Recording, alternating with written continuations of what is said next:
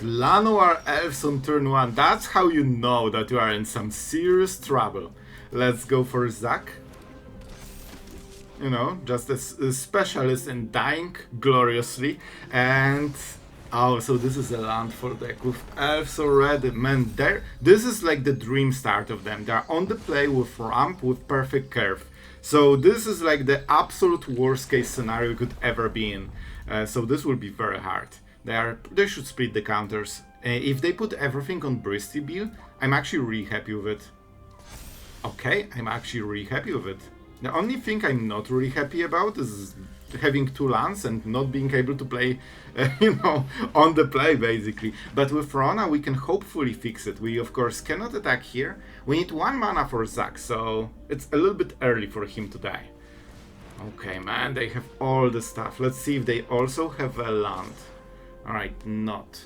We take this 4 damage, absolutely. It will only get worse from this, so the next hits will be more devastating. I think we need to try to hit a land here. Like, if we get mana screwed, we probably won't win this. Well, we won't win this, I guess. Cool. Maybe we can hit again.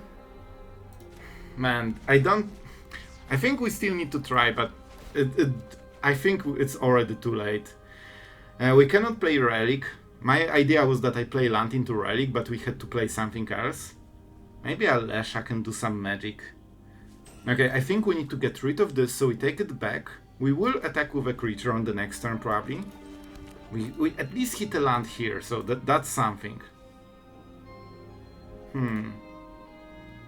And we have to chill here. We need to actually take another hit, which will be really painful.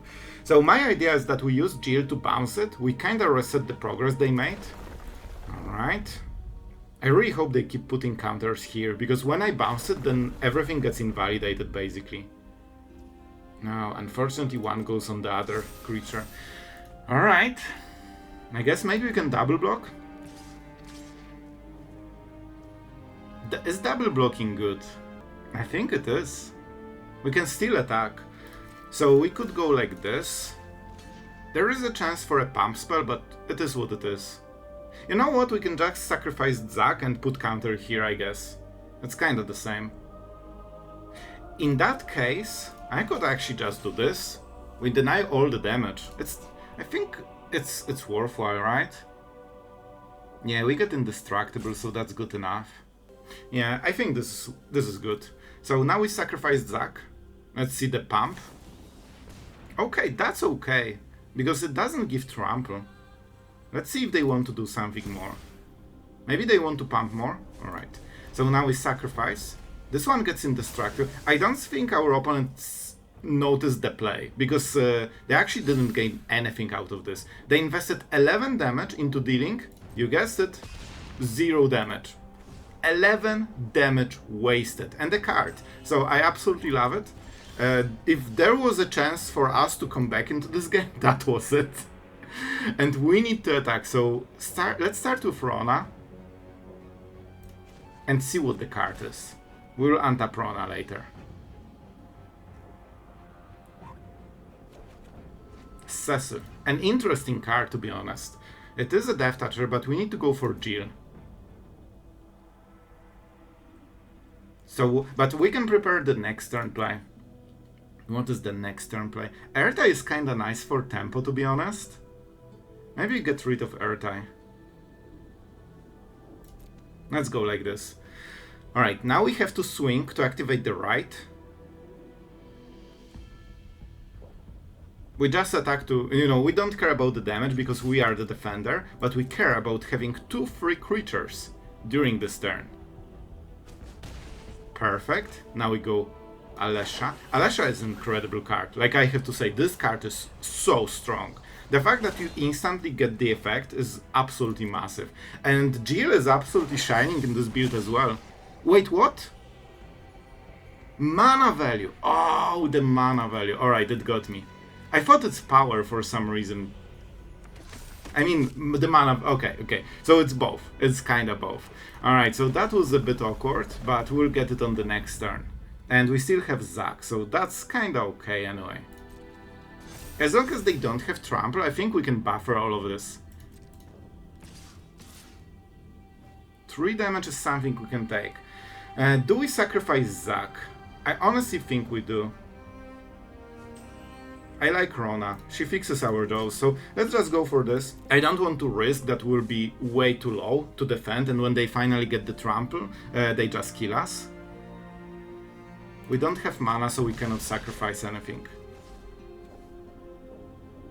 Like, the counters do not get transferred unless you activate the ability. Because, like, Channeler, for example, transfers counters every time it dies. But this one needs an ability to do it. So, that's why this 1 mana, as you can see, makes a difference. I think they're running out of time, man. We are slowly taking over this game. Because now we will get Alesha, we will get finally Jill, and we can fix our draw with Rona every single turn. Which is really nice. We probably are... Okay, I wanted to say we go out of Relic of Legends, but we definitely don't need Triple General here. Alright, Sephiroth. A pretty good card here. Wanted to say not a bad card, and I managed to say a bad card, basically. So we attack with Jirina, I think. We could also just attack with Rona and then tap. You know what, that's good enough, probably. But I want to attack with this as well. Okay, I need to think. We need to get this thing going. We can bounce Breezy Bill, so we are taking over the game a little bit. And we can start using creatures. With this, we could play stuff. Alright, first let's attack with this. I think we can activate Rona and Relic for some extra mana. It can give any color of mana, which is kinda important. Let's see if they have something. I'm a little bit scared of them pumping these elves. But we can always sacrifice a creature and save Alesha. Like, she's super important. Like, she's the backbone of our game plan right now. Alright, the block isn't important. What was important is the fact that we... Alright, so they are going for the play. Alright, we'll save our Alesha. We absolutely have to. But look at this. They're wasting resources and they actually don't get as much done. Like, all of this is temporary buff. And they didn't kill anything. Like, they really want to get rid of this. One of the downsides of mono green is that it doesn't have too much removal. So when they miss on stuff like this, they usually cannot answer the creature. Like, it just doesn't do what they need to do. So let's go this, Relic. I think this is a nice setup for future. Because with this we can stack a lot of mana. Every time we play a legendary we untap Rona, so that's kinda important for this. Now we can play this. We can take any mana, so let's go this one for white, and this one for black. Now we untap Rona, we can play Cecil, and you can already see how much synergy this deck has. When you kinda get it going, it's absolutely wild. And we are not even getting to the good stuff, which is Jodah, because that gets even worse for our opponent. This is the tapped one, because it untaps every time you play a legendary creature, so it's like 3 mana. You get like 1 mana discount on every single creature, and now we have 3, so we could go Sephiroth. This is kinda good. I think I will sacrifice Cecil, because we bounce Bristly Bill anyway. Let's go. Oh, we need to do it manually? Right. I see how it is. Alright, and we still get Rona to block. Now Sephiroth can be blocking. We sacrifice... This is still 1 turn and we are not a control deck. We start life gaining already. We have a land. I think we missed the land on this turn, so we can actually play it. Which is kinda nice. That unlocks the end. And now, because Alesha attacked, we get Jill back into the board. You can see how incredible the synergies here are. We are completely taking over the game. Our opponent soon won't be able to do anything in the board. This is very strong for sure. Very good play, and their last play of the game, basically. Now they're in full top deck mode and they have a 7-7. This is a decent draw, but probably not the most devastating. They're at 6 mana, so we need to be aware of the 7 mana ability. And as you can see, they are out of gas completely and we are just getting started. Man, that was really nice, even with some misplays. Our opponent is playing mono black. So you really want to keep this, hexproof thing going. Because when you basically can choose the targets for removal, it helps a ton. Of course, bat is never something you love to see on your opponent's side. But we don't have a 3-drop, so they don't have like a perfect target. Probably Ratadrabik, but then we can use Rona to cycle cards, so both choices make some sense, you know? Ratadrabik is pretty slow, so we cannot play it on the next turn, so it depends how many answers our opponent has. Yeah, Ratadrabik not as scary for them. Maybe we just activate Kellan. Oh, we got actually punished with the third fastland. Oh boy, sometimes it happens. So we can get this. It's still a 2-1. That's a little bit rough. We can protect it, I guess, but it's not looking absolutely crazy hot. I think we just go for double pump, potentially. So we attack here. We are not making too much progress. Our opponent lifelinks 1, and we basically deal 2. So it's not on the great side. This is an instant, right? Yep. So we can just do it at the end step. I will try to invest some mana into it. The first transformation is not very efficient because you don't get stats, you get kinda card advantage. So on empty board it helps a lot, but if your opponent has a 1-1 that is very annoying, you need to go into like the last mode. Alright, so they are preparing for the Annex drop and they still have the play. Okay, love it. This is nice. They wasted the card. We need stuff like this. They also wasted a bit of mana, so I'm loving this one. If they attack, it also enables the attack from Kellan, which is really nice. So let's activate. That means we are getting free stuff and free cards on the next turn, so that's a bit of the upside. You know, after this turn, well, this is a horrible draw.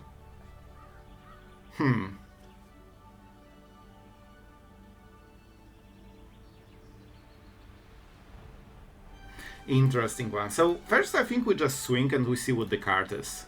And then we make a decision. I could go for double strike.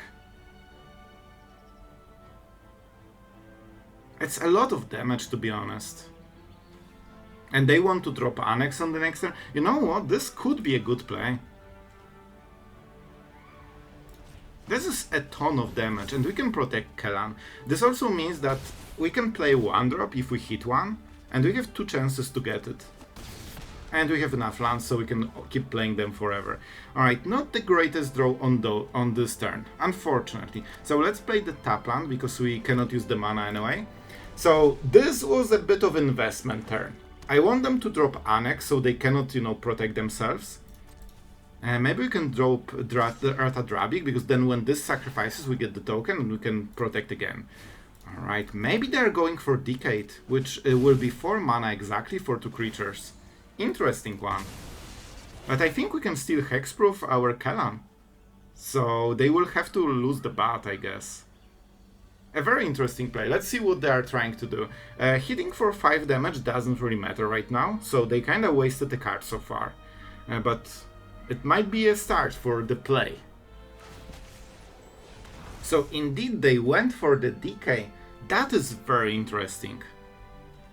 We could just play Ratadrabik, hit with everything, and get them back? That seems like a decent play, man. How does decay exactly work? Sacrifice it, so it dies. That works? I honestly think we just don't protect it. We are getting exactly the same stuff and we also get some cards. Cecil, alright, that's a nice play. So we go Ratadrabik. We swing all. They will get sacrificed later, but we get them back. So that's kinda good. They block, so we get Rona back. We get what's ours. And now they are sacrificed, so they die, so we get them back. As we should. Of course we are getting back the creatures that we just lost. That makes perfect sense, doesn't it? And now they have Vigilance, and this can still be sacrificed to protect the rest of the board. So our opponent lost everything they built the whole game, and we actually have exactly the same stuff. So now we can go with Cecil. And probably we go with Courtyard. Did they see it? No. Okay, so let's play this. This is human. Let's go on humans. I'm playing this one because our opponent has seen it. So it keeps one card unknown. That's super important. When your opponent knows exactly their whole hand, they don't need to play around anything. And here you see, our opponent is starting to whiff. Finally. The draws are abysmal though. Man, like we are hitting mostly lands from the deck. If not, those plays would be absolutely gone. So we swing, right? But first let's play a land. We could hit a land from the top, but I don't care. We have enough for the rest of the game. All we care about is hitting the right place here. They probably will block Kellan. That's my guess. But it's 7 damage. We win. We actually win here. I will still go for Plaza, because I like keeping all my creatures intact, and that's how we beat Mono. And this was really nice, and we get a well-deserved promotion. Very nice. Well then, shall we start? We are on the draw, but we have 1-drops, which is always very nice, and we have really clean mana, even considering how many colors we run. This is human, right? You usually want to go human on this, even though we have some cards that aren't human. But let's go with this one. We probably go with the courtyard. We could also flip it and start with the courtyard, but I think it shouldn't matter too much. I guess you show your opponent your true colors with humans, so that might be a bit of a consideration. Alright. I think we go with this guy. And we could go Inti already.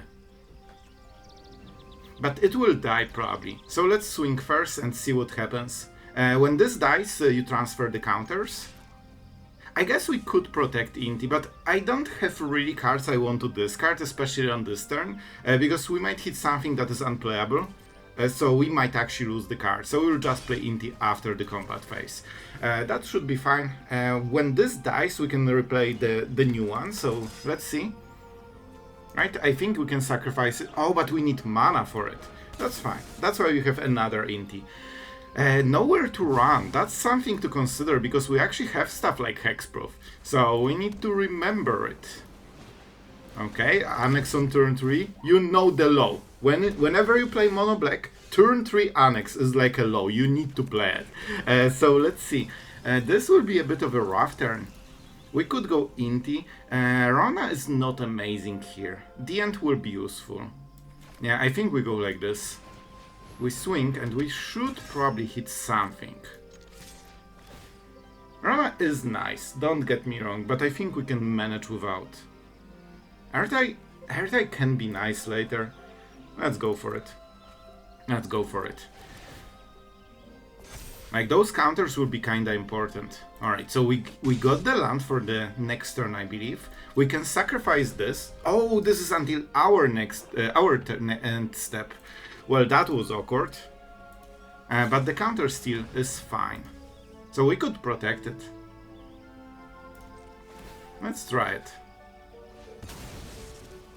It gets indestructible, so it cannot die, and now we have a 4/4 that can also draw some cards. That was an awkward start, but we got there. Let's see. What is the discard? I kinda want to play Alesha. We could get Zack back. That seems like a good idea. I'm considering Ertai, because I don't want to give them cards. Let's go like this. I think this should be okay. We also put a counter. Our opponent is at 8 already, so that's very, very low. And we could just play Jill. We could bounce the Annex, forcing them to replay it. Oh man, but having Zack is so good, man. Like getting a free... But man, this is like a free card. Let's go. Let's go.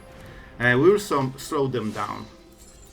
They can go for the Ritual Chamber, but then they don't get the Annex part, so no live gain, no cards.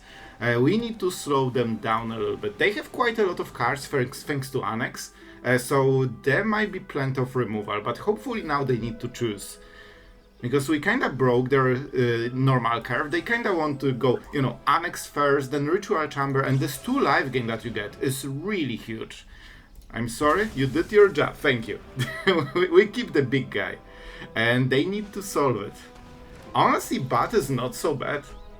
I think they will take Alesha. Like, this card is absolutely devastating here. I think the General is not as good, because it gives hexproof and indestructible can still work.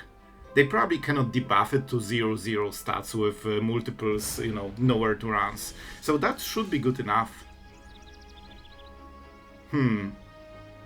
Maybe we just go with the end here. Yeah, let's swing. We need to keep the pressure going, and if they block, they give us the card. So, well, we can hit a land. Surely we will hit a land. I just want to keep pumping the counters, it's kinda important. Hitting land is nice. Maybe we can go into Jodah at some point. Like, we miss one color, right? White, black. Man, they go to 2. That's really low. Alright, let's go like this and see what they can do. They probably cannot go for a demon and annex, so probably they cannot life gain. Edict, like Inti is protected by the General. And removal, we can sacrifice this and protect it. So, alright, Shelly. Shelly is an interesting one. That's a good blocker for them. But they're not drawing cards, so they're not life gaining yet. This can be a very close game. We can both win it, depending on the draws. Let's see. We draw a card. Oh my god, this is like the worst one. Literally, the one card that completely doesn't make a difference. So I think we attack with Inti, they trade. I mean, this is a forced block.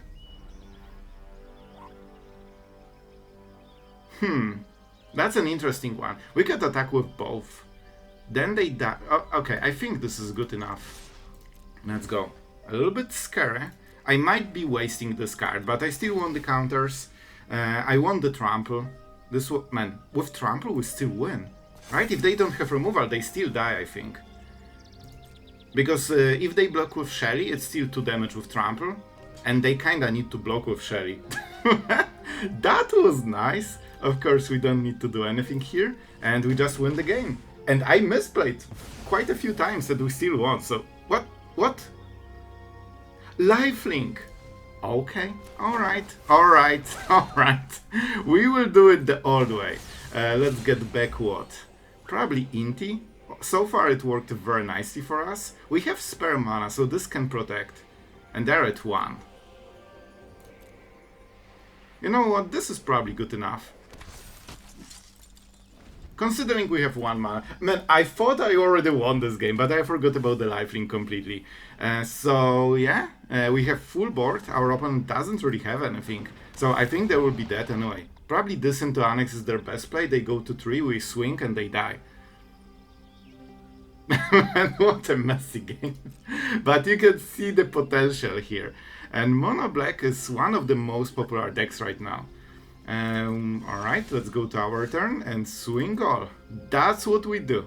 And we get some counters, which is also nice. Yeah, whatever they do, I don't think it will matter too much. We can even use Plaza of Heroes to protect one of the creatures. So even if they try to remove, I mean, we are absolutely prepared. Yeah, it's better than Zack, right? Let's go like this. We don't need lands when we are winning the game. They have 1 blocker, no cards, no mana, and they know what's going. Let's go Cecil. Then we can go Alesha. And that might give us back Cecil. We'll see. So F4, oh, our opponent is starting strong as well. With a card absolutely designed to counter us. So we hit the face, that's what we do today. We go for human. And I mean, we have 1 play, so let's make it. Our opponent will life gain back to 19. We exile their graveyard, of course. But at least we can protect stuff a little bit. Verge. So this could be just Talent Forge deck. This definitely feels like it, because Authority also helps with Forge. So our opponent plays a creature, and it's tapped, so it cannot defend, so they push more damage this way as well. That's a pretty good synergy for the deck. Alright, we probably played this on human as well. And I mean, we swing. Let's see if our opponent will react. I really hope they do, but if not, we just go for probably Alesha. We could go for bounce. Alright, this is good. This is good. We want the map token, so if you sacrifice it in response, the spell fizzles, you don't get the map token, so don't do it, just because it's highlighted. It's not a good play. Or equal. That's good enough. Now we are raiding. Our opponent will get some life gain, but we are getting some value. And that's a good one. And as you can see, we cannot burst through this authority for now. Of course we could bounce it, but it's not a worthwhile exchange. You pay 3 mana and they pay 1. Alright, so here's the forge we are talking about. This is actually really good for us. This is the first turn when we are getting a little bit ahead. Because we can bounce it, so it doesn't matter. It doesn't clock us as our opponent thinks it does. But they don't know it yet, so maybe we can bluff a little bit, push more damage and go from there. Inti. This could be... Oh man, this... So if they aren't playing Sweeper on the next turn, this is perfect. Let's go for Plaza, just to have flexible mana. We could go this, discard Jill. Man, this is such a good play. Yeah, let's go for it. We still need to attack more than once. So this should be a very nice play. Let's go for Alesha. We don't have the right... Oh, we have right mana. That's perfect. This actually will hit super hard. Oh no, it will get exiled. Because we want to go for this? Oh, that's a rough one. Does it change our game plan then? This won't be the last card. Oh man, this is awkward. I think we just surveil it then. I think we just surveil it then.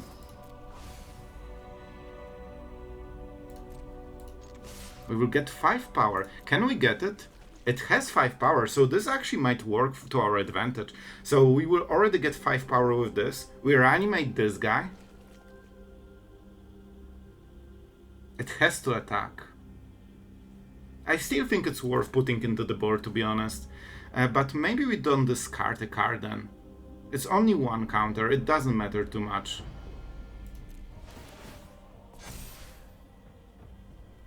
So we do not discard on this turn. Alright. I really am playing against around our opponent not having a sweeper, but to be honest, we can just sacrifice this and protect our stuff. So we have 5 power, we can get this back for free, and now we have a 5/4 literally for free. This deck is incredibly full of those kind of synergies. Forge! Oh, I think this is bad for our opponent. Yep, even if they had sweeper, we could protect our board. Alright, our opponent is going first, and honestly, Zack is kinda good card. Like, this does so much for you during the game, and it's like one of those 1-drops that, you know, does a little bit of everything. We go with Cecil, I think. This is more damage. What are we playing against? Gruul, probably Delirium. So we want a creature that has solid stats, so fear of missing out, cannot block it. Especially with Death Touch. So, you know, our opponent is on the play, so they're in a good spot. Alright, the Scarecrow. They want to trade. I'm not fully surprised. Our creature is really good. Rona cannot really block it. I mean, we'll trade our 1-drop against 2-drop from our opponent. I don't love losing Cecil, because card is insanely good. But, you know, what can you do? This is human as well, right? At least in the first mode, because the second mode is a little bit different. When you look at the art, like, you know that something went wrong here. So do we go with Rona to cycle cards? Or just Inti to keep pushing power? I think we go Inti. We can also try to hit lands with this. We can get the counter so it grows. Like, this is always a 1/3. It probably also cannot block most of their creatures. Or at least good chunk of them. Fear of missing out, best draw. Let's see. Piggy bank. I mean, you don't want this to attack you, that's for sure. Well, that's scary. Alright, Beastie. That's honestly not as bad. So we could keep trading and going and go for the long game. If we get a land, it will probably work. They can already attack with this, so this will be a problem. We cannot really block this guy. But taking damage feels awful. We can always cycle cards with Rona. Alright, I will keep trading because we are the defender, we are on the draw. So I think it's probably the best we can do here. And definitely we don't need second Rona. So we missed the land, not great. On the draw, absolutely not great. And we don't have a great play for this turn, but Rona has to do for now. And this will be a problem because so far we had the answers, but now we are actually incredibly behind. We are like 2 turns behind because we are on the draw and we missed a full land with this. And Rona is dead, so normally it doesn't matter on the value side because you have a next one. However, it pushed 3 damage and we didn't make any progress. And we got mana screwed again. That's how you do it. That's how you know you are losing this game, when you cannot play anything. So we should be playing Jodah on the next turn, alright, and completely dominating this board. Because we should have 4 mana, and the next turn would be the 5th mana. However, instead we are on 2 mana, not being able to play our spells. So you know, oh, they have another Bushwhack. Well, that must be nice. Well, I think that the Shuffler is trying to say something to us. Like, I think this will be a complete loss. We actually cannot play our cards for basically whole game. So instead of Jodah and having like the board of invulnerable creatures, instead we have 2 mana and we cannot even play Sephiroth or Rutstein. And don't forget, we can play Rutstein to get the discount on some of the cards. Exiling Graveyard helps a little bit, but with Double Beastie, I expect them to activate Delirium within like 1 or 2 turns. Probably 1 turn, honestly, but maybe we can get them to 2 turns. See, it's already 3 out of 4. So that means they are casting 1 missing type, and that's already enough. Because this one is an artifact, is a creature, and this is a land, so 3 out of 4 already. And here's the 4th one. I mean, at least they don't get the double strike, but you can see the problem already. The problem of one player not being able to play their cards. It usually doesn't bode well for your win rate. Oh boy, and they have another. Well, I think Schaffer is really trying to say something, so I will listen and I will play a next game. Well guys, so that was the deck, and this one took the first spot in a recent tournament, and the first place was Mono Green and the second one was like Vivi Cardon, I believe, so something. So you already probably seen those decks. So this is like the new one deck that also uses a ton of Final Fantasy cards. I wanted to showcase Jill. She was dominant for a while here, so when I saw it, I instantly like yoinked it. But before we go into the deck and the stats for today, our newest addition to the Absolute Legends Hall of Fame is Papa Ponton, and my friend, you got the absolutely most legendary deck of all of them, because every single creature here is basically legendary. So I hope you enjoyed it. This deck is for you, and really thank you for supporting the channel and also just being a bro and super wholesome. So that's super appreciated. Love to have you on the channel. And yeah, about the deck, it has a little bit of everything. What I really like about this deck is that it showcases a lot of new Final Fantasy cards with Zack, Cecil,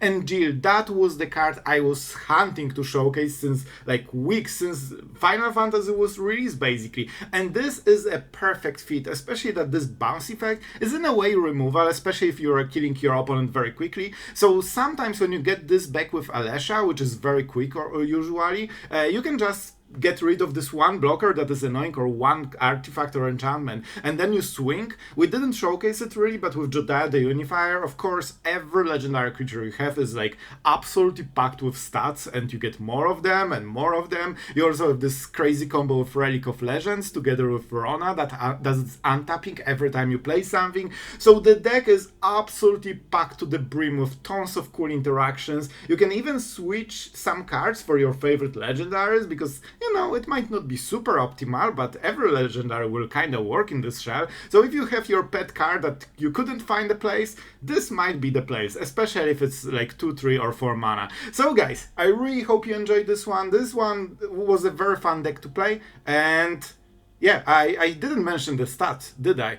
We actually went 4-1 with this one, and the only loss we had with this deck was literally the Gruul game you have seen. So we just got mana screwed and we couldn't play our spells. So that was the only time I lost with this deck. So the sample is not huge, but I'm pretty happy to see it this way, and we ranked up and it was fun, so what more to expect from Magic? So yeah, I hope you enjoyed. Thank you to all the patrons that allow this, you know, crazy deck to happen on the channel. Thank you guys so much for your support, and that's it for today, and see you guys tomorrow.